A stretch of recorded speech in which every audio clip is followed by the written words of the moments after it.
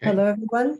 My name is Beatrice Rael, and I am Cambridge University Press's Religious Studies Editor. I'd like to welcome you to this webinar, which is devoted to David Lindenfeld's recently published book, World Christianity and Indigenous Experience. The webinar will take the form of a conversation between David and myself for about 30 or 40 minutes, and then we will open up the webinar to your questions. You can send your questions to the chat box, and I will read them in the order in which they appear. So before we get started, I would like to introduce our guest to you. David Lindenfeld earned his PhD at the University of Chicago and has taught at Louisiana State University for most of his career. A scholar of German and French intellectual history, he has published 3 books in this general area. And the last was co-edited with Suzanne Marchand. It was Germany and the Fin de Siècle, Society, Science, and Ideas, which was published in 2004.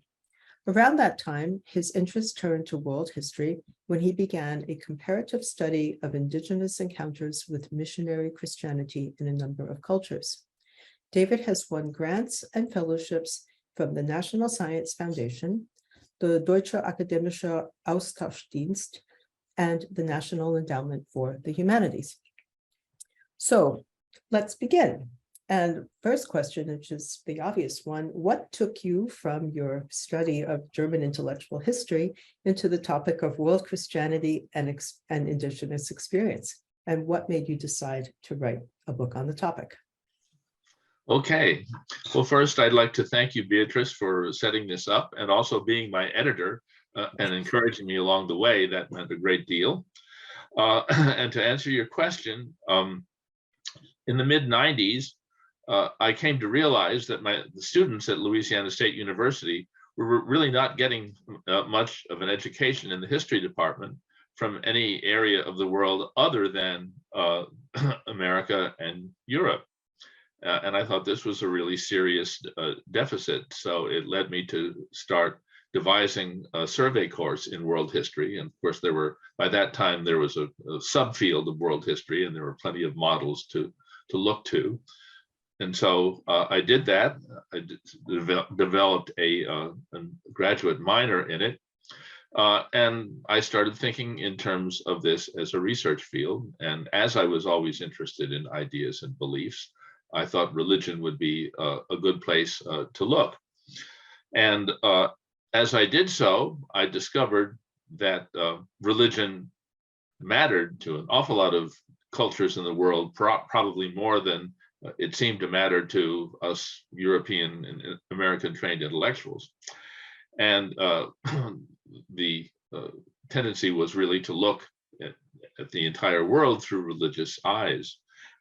And there was not this division between the religious and the secular that we have. And also, in addition to that, I was always interested in cross-cultural interaction. In other words, how people from different cultures and backgrounds encounter each other first as strangers and how they interact from there. And that led me to the topic of looking at the way indigenous peoples, indigenous in a very broad sense, interacted with, negotiated with, resisted, accepted Christian missionaries who were coming from the outside.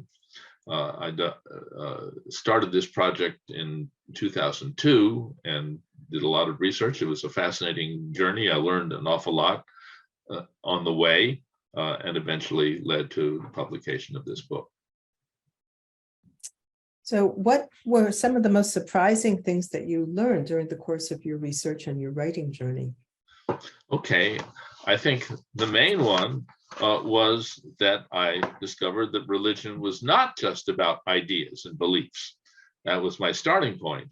But the more I studied it, the more I realized that it encompassed a much broader spectrum of reactions.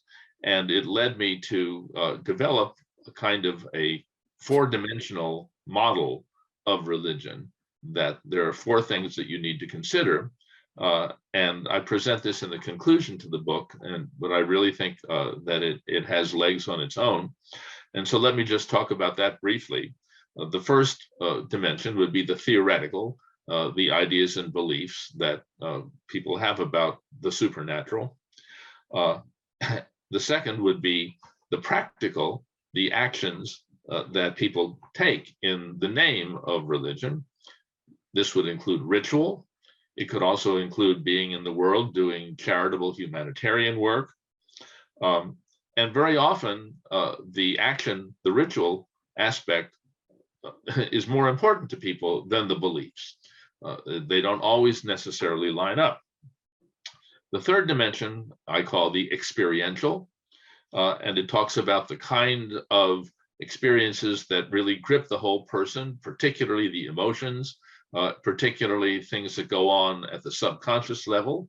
I say that around this time, I started reading a lot of Carl Jung, and I was very much influenced by his ideas. And I found, again, that there were an awful lot of cases where this was the primary meaning of religion. There was one anthropological study that studied some 488 societies and discovered that in 90% of them, some kind of subconscious or experiences played a role in their practice. So it led me to appreciate the importance of that.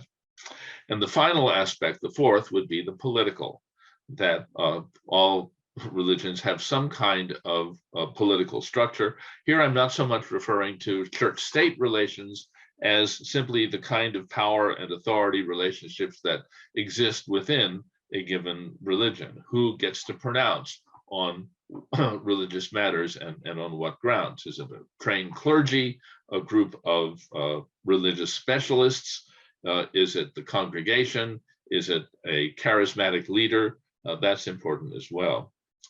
And finally, on this question of surprises, I'd like to mention one other thing, which was a surprise that came to me since the publication of the book, and I feel I need to come clean on, namely a mistake, an omission that I made, and I think most books have such things, but this one was a big one, whereas I claimed that the first American-born person to be canonized as a Catholic saint was Juan Diego of Mexico, the peasant who encountered a vision of the Virgin of Guadalupe, only to discover that I had skipped a Peruvian holy lady by the name of Santa Rosa de Lima, who lived in the 16th and 17th century and was an extremely ascetic and dedicated to the life of Jesus, and actually had a crown of thorns made to wear so that she could experience the pain of Jesus. And this led her to be canonized already in the 17th century. So that was a big error that I made in the book, and I need to come clean on. We can do that in the second edition. Right, yes, of course, exactly. Right. So could you describe some of the major themes that you cover in the book? Sure. I think the book can be read at three levels. The first is it's a global survey of these interactions in all of the main regions of the world. And this is, I think, makes it unique, to my knowledge, of really trying to bring these different interactions together in a single volume. So I have 8 chapters, aside from an introduction. Each of them deals with a different world region, from colonial Latin America, native North America, Africa and the diaspora, the Middle East, India, East Asia, and Oceania, Pacific. I should say that obviously I can't cover all the cases in each chapter. That would be exhaustive and exhausting. It would be an encyclopedia rather than a single volume. And I'm sure that there are many cases that are worthy of covering that I didn't. But I think that's, and I hope that any kind of reaction that the book provokes, and already has, would lead to some of those cases being uncovered. I think that's a healthy thing. But what my question would be to people is, are the examples that are in there really representative? Are they good examples of broader trends, or are there others that might have served better? So that's the first level. The second is that I develop a vocabulary of cross-cultural interactions, which cut across these different regions and attempt to describe broader patterns of how these interactions work. And so what this is really a kind of an attempt to get beyond the notion of syncretism as simply mixing in some broad sense, and being more nuanced about that, more specific. I should also say that this vocabulary is not a typology in the sense of trying to classify these different cultures by one or the other of these interactions, because each of these cultures is much more complex than that and involves a lot of different kinds of interactions, sometimes successively, sometimes simultaneously. But let me just run through these and we can get back to them in the discussion if you like. But I have 8 categories, with rejection and resistance at one extreme, and acceptance and commitment at the other, and then 6 others that are various combinations, which I call selective incorporation, just incorporating a few aspects of Christianity while maintaining the identity of the existing culture, conservation of form, where Christianity is adopted, but the basic underlying structures of the previous culture and religion are retained. Third, vernacular translation, where people take elements of the Judeo-Christian narrative and really make it their own, and make it part of their story. A good example is the way many peoples have adopted the Old Testament and the story of the Exodus as applying to them, even sometimes to the extent of saying, we are some of the 10 lost tribes of Israel that are talked about in there. Dual participation, where you have basically 2 religions going simultaneously and not necessarily interacting. We see this in, for example, of the Sioux Indians in North America, who go to church on Sunday and maintain their own rituals in parts of their reservations that are inaccessible. And selective acculturation of really trying to, or being attracted to, elements of the other. And this would be things like really the enthusiastic embrace of literacy and written word, which many cultures did not have, and they really took to, as often conveyed by the missionaries. And then finally, one that I think merits a little bit more in-depth detail here, I call concentration of spirituality. And this really becomes a central theme of the book. And what I mean by that is that many cultures find an impulse to simplify and purify and intensify their religious commitment by discarding aspects of their previous religion, which now appear to be superficial or even idolatrous. A good example from the West, of course, would be the Protestant Reformation, of getting rid of all of the saints and all of the rituals and focusing on faith alone. But we find many examples of this in other cultures as well. And it includes things like asceticism, of really trying to forego some of the worldly pleasures in life in order to concentrate and dedicate one's religious commitment, as in the case of that saint that I mentioned. But it also has other manifestations. For example, missionaries setting up Christian villages to get their converts in a safe place where they're not corrupted by the pagan religions around them. This is a kind of spatial concentration of spirituality. And we can also find a temporal one, which is the way I look at millennialism. It's the notion that all of, or many of the most important things that happen in entire history are concentrated in the period when one happens to live, the end times. That this is a very, very powerful notion, and it's a very powerful motivator of people to act and intensify their religious behavior. And what I do in the course of the book is contrast these examples of concentration of spirituality with the opposite, namely diffuse spirituality, of intermediate agencies, of many gods, of being in the world as ways of spreading out in space and time. And what I conclude is that a healthy society, a healthy religious practice has elements of both of these in some kind of combination or other, sometimes dialectically opposed. But in any case, that's the kind of model that I'm working towards.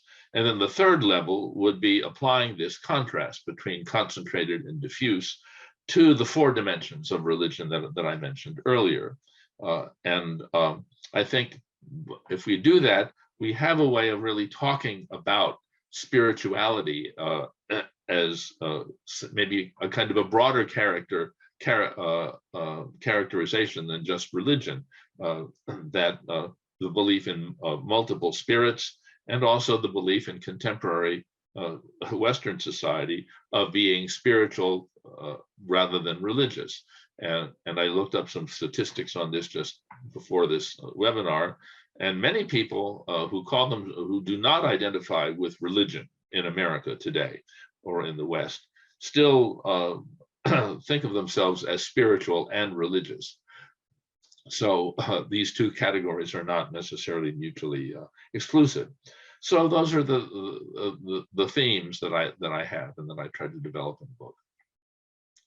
Do you have a kind of a vignette that you could share, something from the Indigenous perspective of how, when the missionaries turned up, how a particular group reacted? Oh, well, where to start? I guess kind of my favorite, because it's so graphic, is the Taiping Rebellion in China, where you have some Protestant missionaries who come in and they're distributing leaflets about Christianity, even though this was illegal at the time, in the early 19th century. And you have someone who is studying for the Chinese civil service exams and happens to pick up one of these pamphlets, and he kind of puts it aside, and then somewhat time later he has a vision, a kind of hallucination that is a very extensive thing, in which he sees a God or a heavenly father with a family, a Chinese family. And on the basis of this, he then goes back to this pamphlet and comes to the conclusion that he is part of this family, Christ's younger brother, and is called to bring peace and harmony to China, which is the meaning of the term Taiping.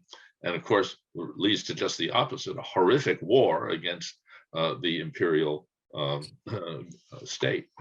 But, is this Christianity or isn't it? That's a question that's been debated, right? Because most Christians would say, well, there isn't any other son of God. There's just Jesus. But here is someone who maintained the opposite. So it's a great example. Thanks for sharing that. As you were writing the book and as you were thinking about the book always, were there differences in the response to Christianity when it was introduced in, let's say, Africa, Asia, and the Pacific, and then in Meso and South America? And if so, if you could describe those differences. Yes, I think this is kind of why I take the regional approach, because I do see some differences there.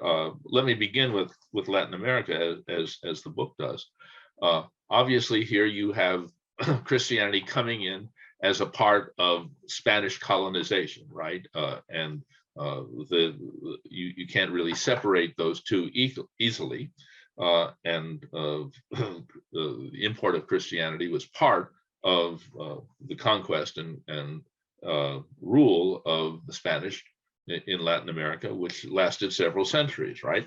So when in the 19th century you have independence, then very often you have a very strong anti-clerical response on the part of governors. So the church had been a monopoly; it had tremendous land, resources, and so forth. And so there are a number of instances of reaction against it, and this leads to a kind of polarization. Um, and I think you can see the remnants of that into the 20th century, where Latin America is the originator of liberation theology, right? Of a theology of that is a movement of resistance. It's one of these categories that we have. In Africa, by contrast, outright colonization of actual claiming of territories existed a much shorter time, right? Barely 100 years in the 19th and 20th centuries. But you have a tremendous impact on Christianity via the slave trade.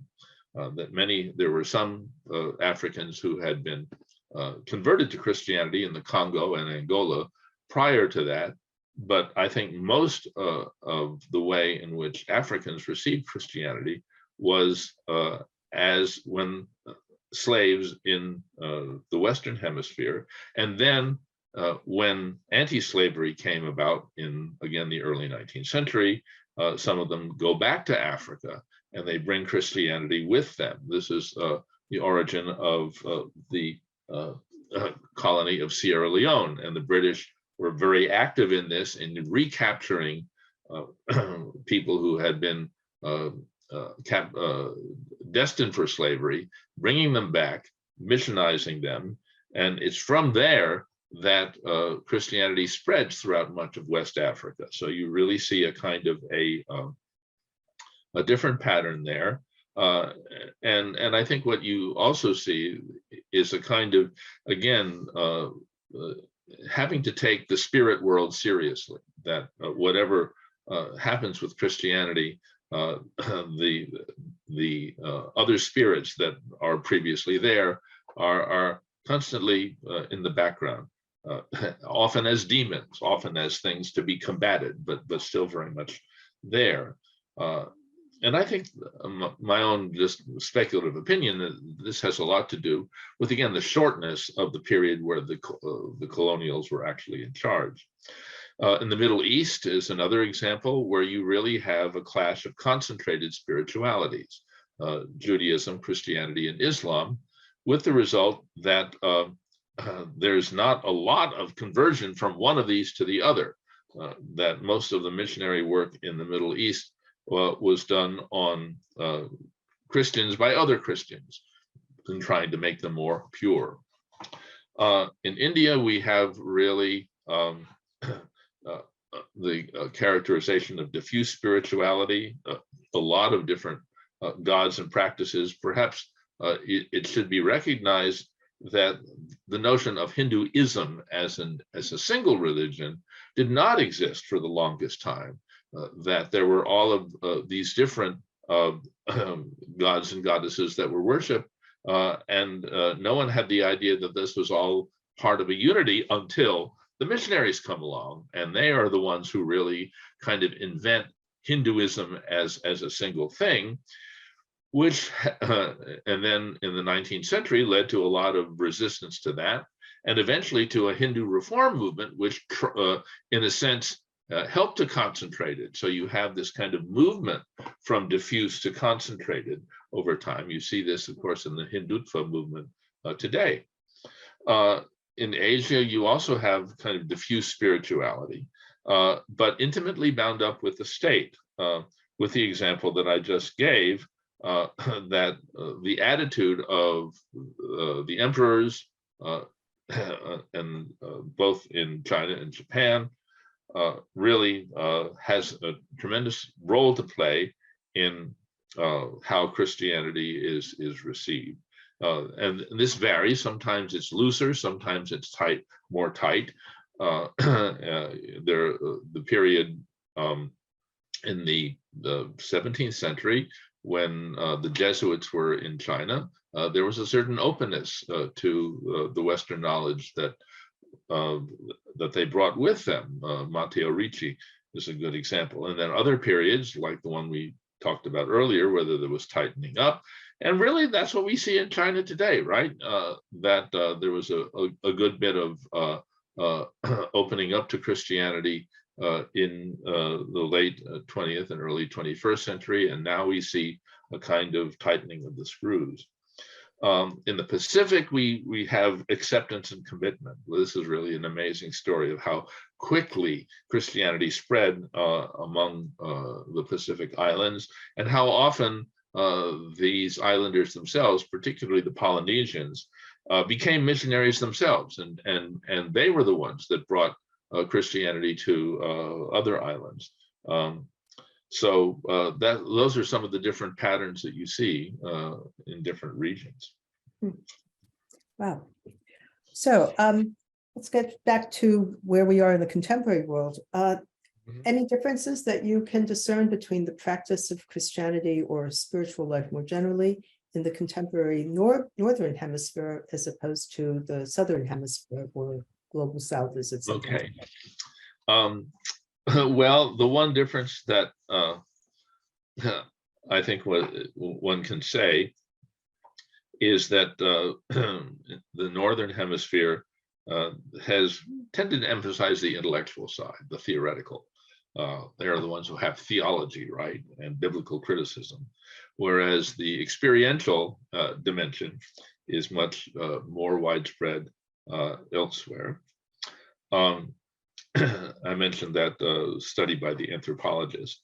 But let me just say, I'm, as I told Beatrice the other day, I'm a little skeptical of the concept of the global South. It makes sense demographically. There's no doubt about it that there are now more Christians in the Southern Hemisphere than in the Northern Hemisphere. But the way that phrase is often used implies a kind of a cultural unity of this area, and it often extends to Asia, as far north as Korea. Well, is that the South? I don't think so. And I think, like many other terms, it becomes a kind of a lumping thing if used in a cultural sense. It's a bit like the term third world, right?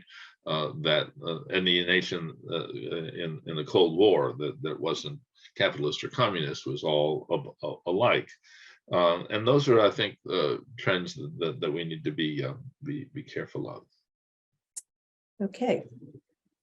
So can you discuss the impact of post-colonial movements and post-colonial movements in the Christianity of the Southern Hemisphere? How do Western ideas and media continue to exert influence in this region, such as the links between Pentecostals and evangelicals? Okay. Yeah, I think that's a really interesting question. I think when we talk about post-coloniality, I tend to buy into a distinction that has been made by some scholars that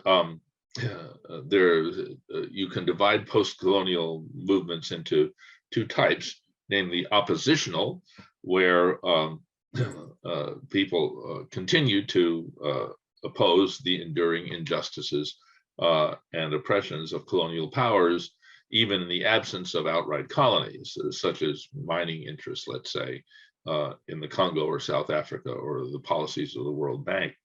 And then you can talk about complicit post-colonialism, where people adopt certain aspects of the colonial experience into their ways. And this, I think, is quite widespread. A good example, again, would be Western education, that many people whom they may be opposed to colonial, post-coloniality still learn English and still have been influenced by educational systems that are very much bear the stamp of the West. This is a good example of acculturation, I think. When I talk about acculturation, I use it selectively. It's not everything, but it's adopting some things from the foreign culture that one is confronted with. And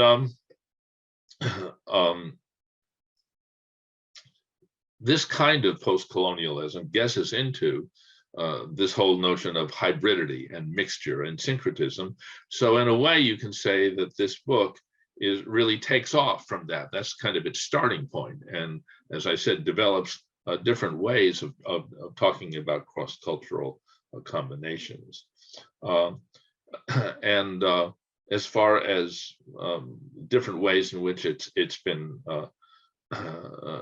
impacted, I think for a long time, the Latin American version had tended towards the oppositional side. But if you look at Pentecostalism today, I think you really see the notion of the complicit, because so many of Pentecostal movements, whether it's in Latin America or Africa or wherever, really adopt the ways of American televangelism and the electronic media and so on, issuing something called the prosperity gospel. That's again very, very sounds like capitalism in a lot of ways, but with a religious note to it. So that, I think, is a good example of the way in which the continuing impact of the West plays out in this kind of movement. And you have to admit that of all of the contemporary trends in Christianity, Pentecostalism is the most expansive today.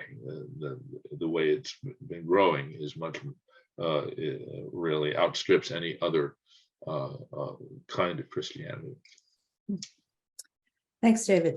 We already have some questions coming in, so I'm going to read the first one. It's from Benjamin Hartley, who says, I read your book just after putting in a book order for another world Christianity text for a seminary class I teach at Seattle Pacific University. Your eightfold interpretive framework is an excellent contribution, lacking in most world Christianity surveys of the modern period. The differences between selective incorporation and selective acculturation was conceptually the most difficult for me to think through, and might be most difficult for my future students as well. Could you speak more about the differences here and/or address other ideas about how you might optimally teach with this text?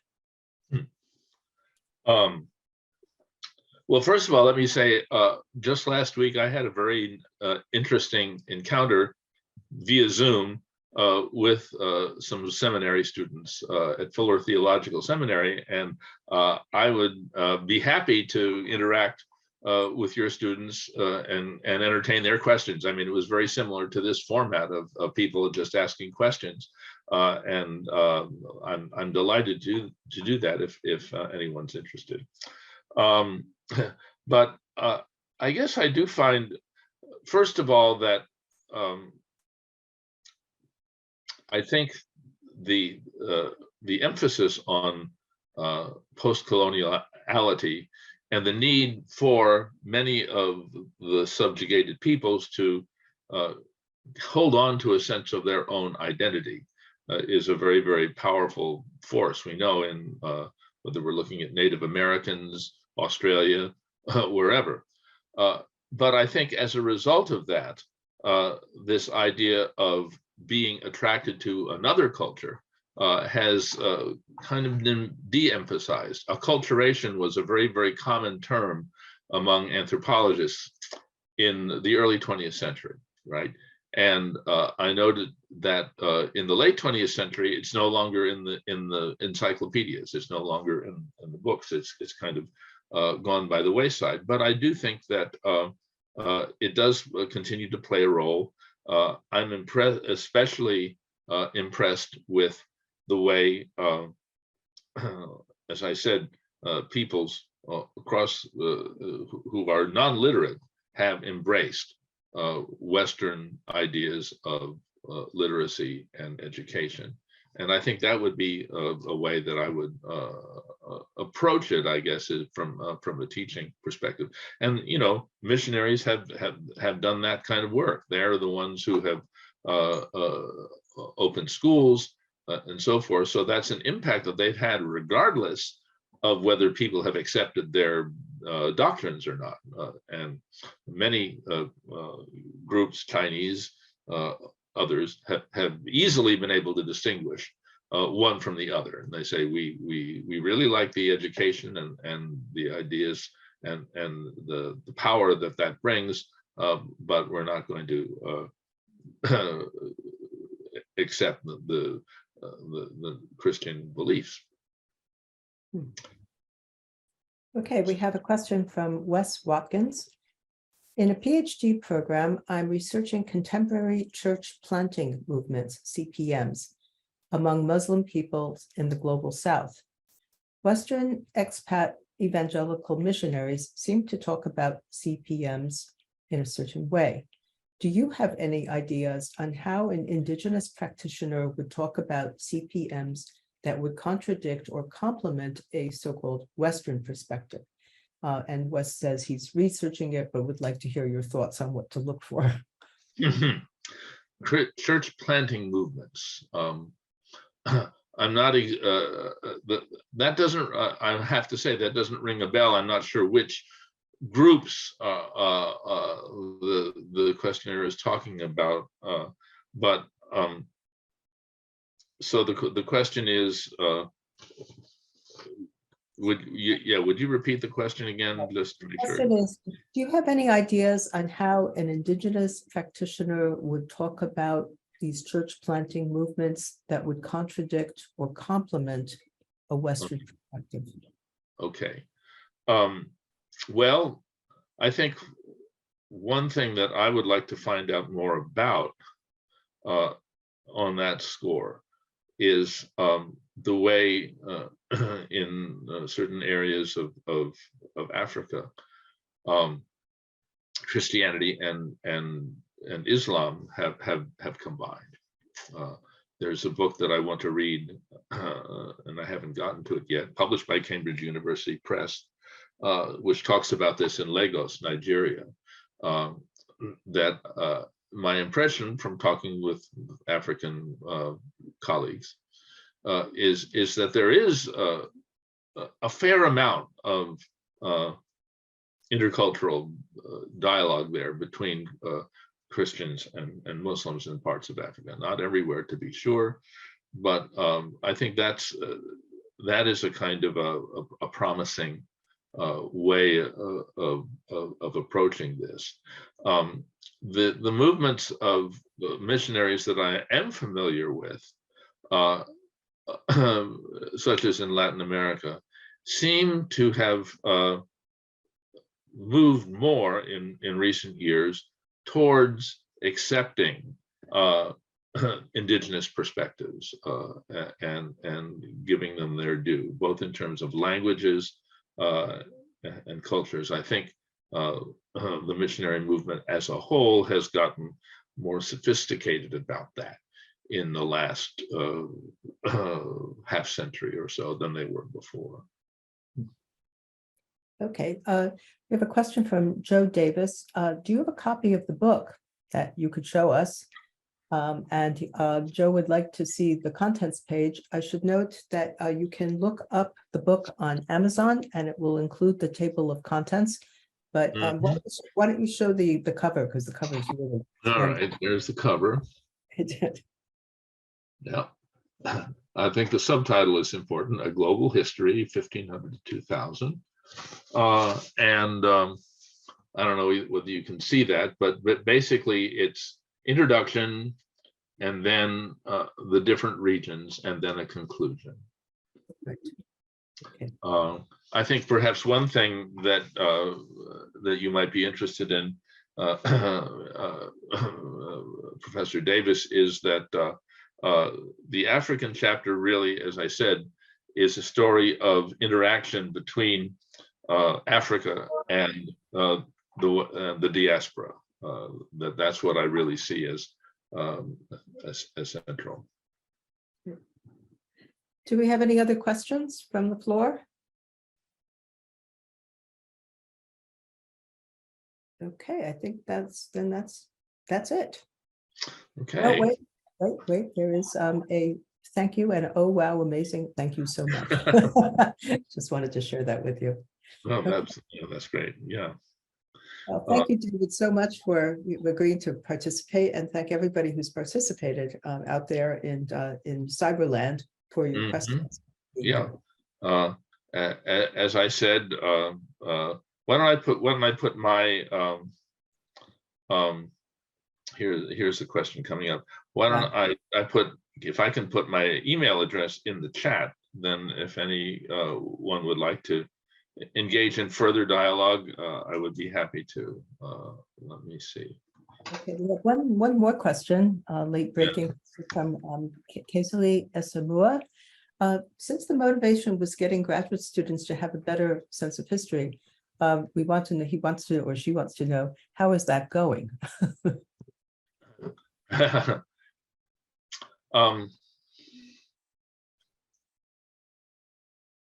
Well,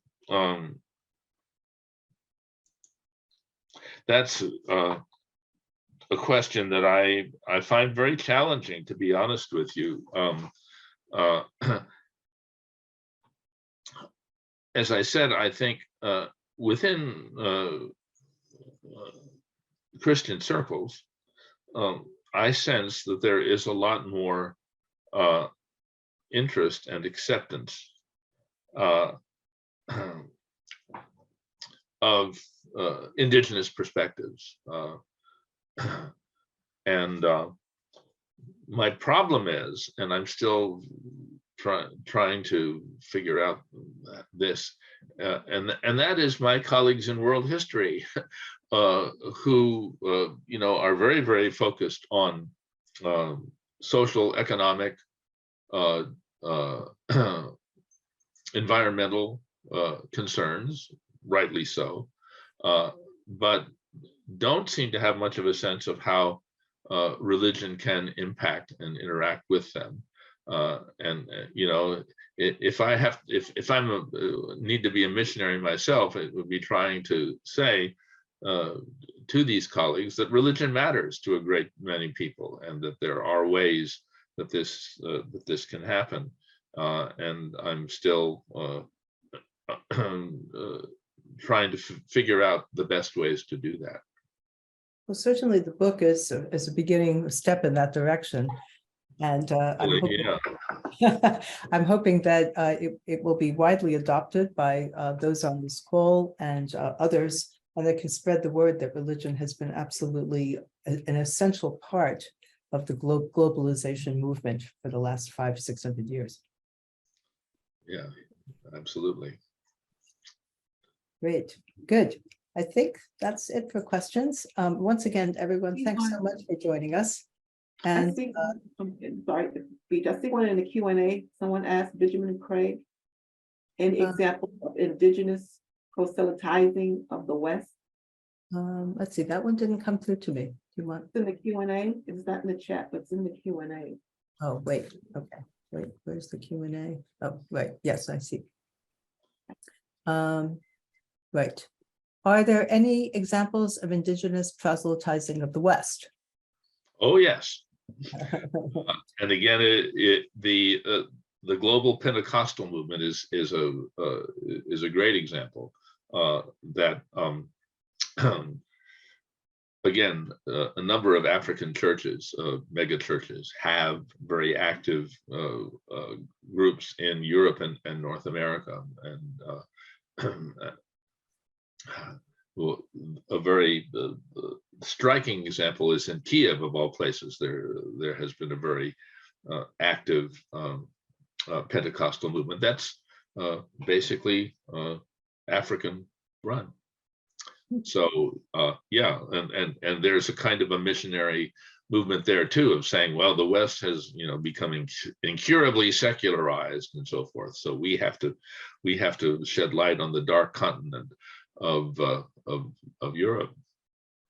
Interesting. So absolutely. Good. Okay. Any other questions on the floor? I don't see anything else coming in.